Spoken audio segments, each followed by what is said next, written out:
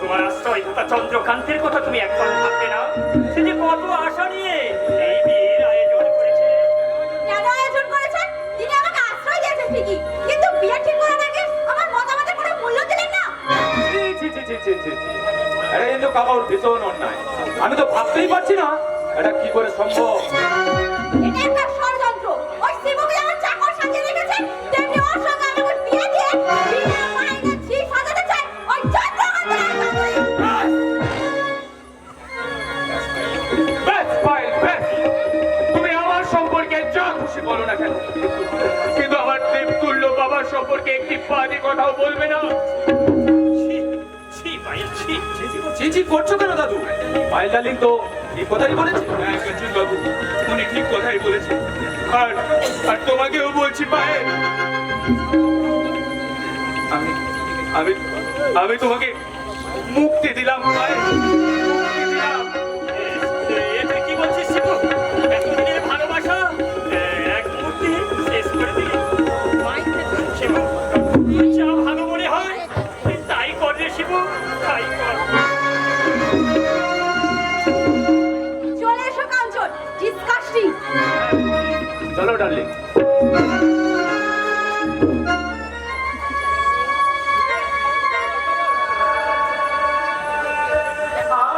শিবু, এই শিবু, তুমি কেমন আছো?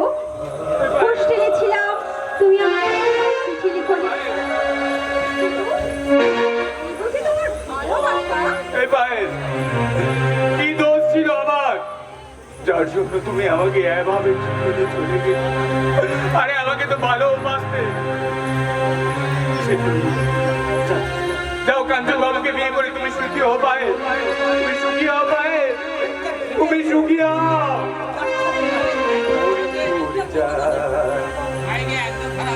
মনে পড়ে যায়, মনে পড়ে যায় সেই প্রথম দেখা। মনে পড়ে যায় সেই হৃদয়ের বাণী। দুজনায় মিশে যায়।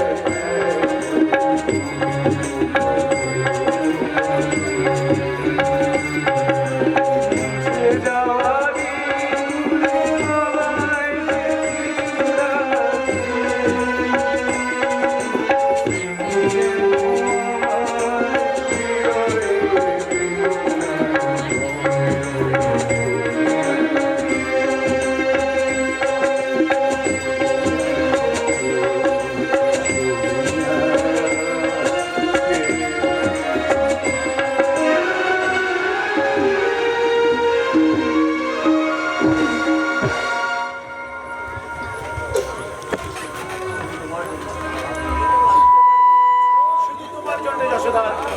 তোমার প্রশ্রয় পেয়ে রাস্কেলটা এতখানি বেড়ে উঠেছে।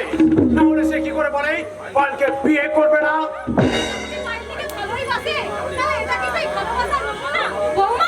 সন্ধ্যা তো অনেক কিছু হয়নি মা। আর মাত্র 24 ঘন্টা বাদে বিয়ের লগ্ন, আর সেই লগ্নে যদি বালতির বিয়ে না হয় তাহলে কি বাবার সম্মান থাকবে? না, থাকবে না।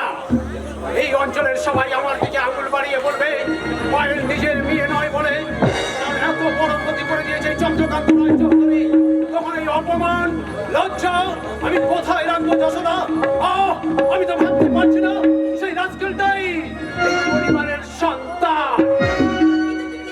সন্তানের মর্যাদা দিয়েছো? তার সঙ্গে একটা কথা বলেছো? না বলনি, তার দিকে ফিরেও যাওনি। সে যদি তোমার স্নেহ ভালোবাসা পেত তাহলে কি এই অঘটন ঘটতো?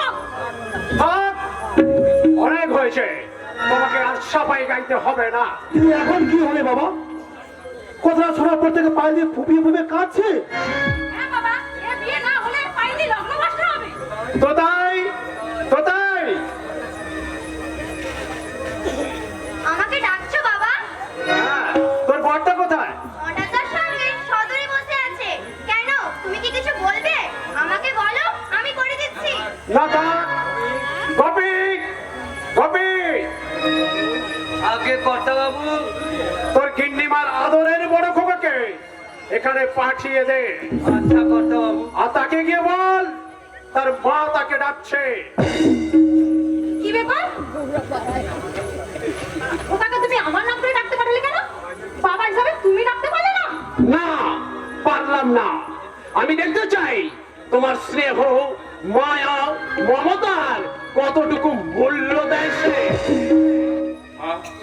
আমাকে তুমি ডেকেছো? মা তোকে ডাকেনি রে দাদা, ডেকেছে বাবা। বাবা, আপনি আমাকে ডেকেছেন? যশোদা, ওকে বলে দাও বৌমার মুখে শুনেছি ও নাকি পায়েলকে বিয়ে করবে না। কথাটা কি সত্যি? না মানে, কি হলো খোকা? উত্তর দে, কথা কি সত্যি? হ্যাঁ মা, সত্যি। তুই কি রে দাদা, তুই কি? 1 মাস ধরে বিয়ের আয়োজন চলছে, আগামীকাল বিয়ে, অথচ আজ তুই এ কথা বলছিস? না বলেছি আমার কোনো উপায় নেই দেব। ও কথা বলিস না খোকা, আমি তোর মা। তোর বাবার সম্মান রক্ষার জন্য, আমার মুখ রক্ষার জন্য, এই চৌধুরী বংশের সম্মান রক্ষার জন্য তুই আমাকে ভিক্ষা দে বাবা, ভিক্ষা দে। কি করে ভিক্ষা দেবো মা?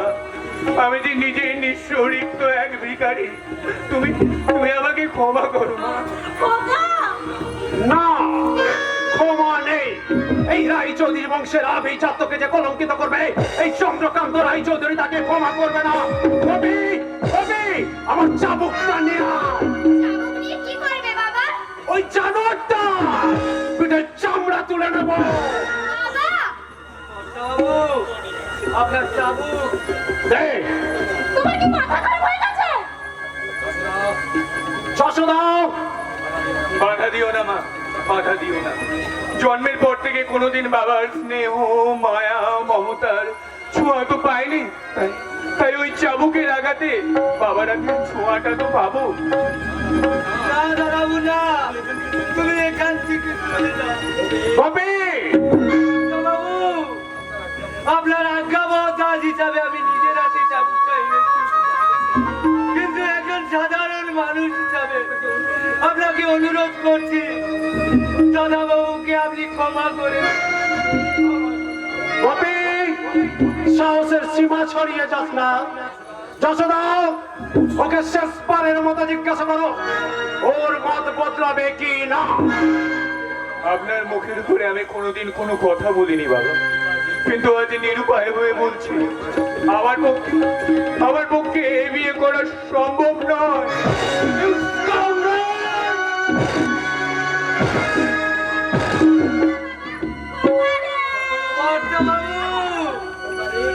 আপনি কেমন বিচারক? আপনার আইনের খাতায় কি শুধু শাস্তির কথা লেখা, ক্ষমার কথা লেখা নেই? ক্ষমার কথা, ক্ষমার কথা।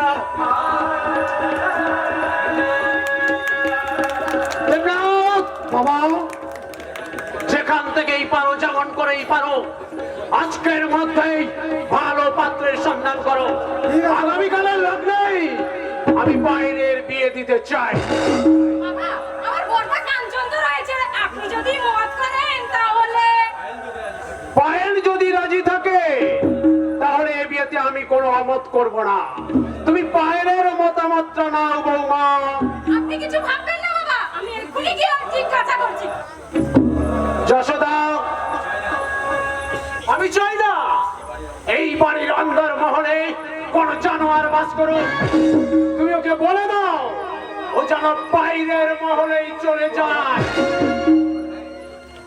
আর হ্যাঁ, আগামীকাল পায়েলের বিয়ের ভোজটা ও যেন পেট ভরে খেয়ে যায়, পেট ভরে। তোমার ওই আদরের খোকাকে বলে দাও মা, শুধু ভোজ খেলে চলবে না, তোকে বিয়ে বাড়ির পেটো পাতা ঘুরাতে হবে, আগুয়ার জল দিতে হবে, এমনকি